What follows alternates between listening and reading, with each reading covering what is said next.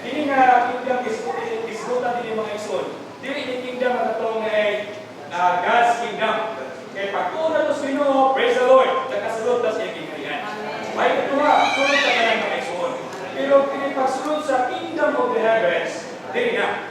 Kaya ang pagtawag dito sa Ginoo, amen, okay. Pero ang pagbuhat sa kabuto sa mahal, kung hindi mo rin makasunod sa kingdom of the heavens. Lapod na pag-istorya, pag kinabuhi kini, sa kinabuhi na tunadawat, yung mga si Kristo mga igsoon. Ano yung mabahin? Ano yung panahon na ito karoon mga igsoon? Ato din makinabuhi, ato din mabuhat. Praise the Lord. In that day, mahimok ka makasunod sa kingdom of the heavens. Salamat sa Ginoo nga kasatagsa nato, naman tayo kinabuhi sunod nato, ato din sunod mga igsoon. Ato sinatiyon, ato pahimustan mga igsoon. Usahay, sa ito presente, ang diribang nakasunod ka ni word nga knowing God's will.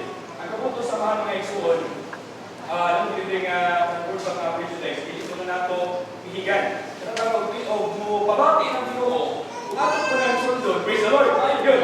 Pero ato na tamaanan sa iyang pagpamulo, kung hindi kita masito, kung hindi kita kasabot. Pero isa nga, masaya na nato ang kabuto sa banuna, dunay ulo mga igsoon. Ikaduha, dunay body. Ikatulong mga igsoon, dunay palibot. Ining tulong mo na pagbasa nato sa kabuto sa unan. So kita mga kabuto, salamat sa Ginoo, nga dunay Diyos nung kakinabay ginasunod nato. Ito ganini, pagkabuto sa kabuto, tungkol kay, we have the divine life and nature of God. So, mura gini, bukto makapitan nato, nga makahimot na siya kabuton. Sa atong pagaling man, sa natural nato, wagi tayo kahimuan.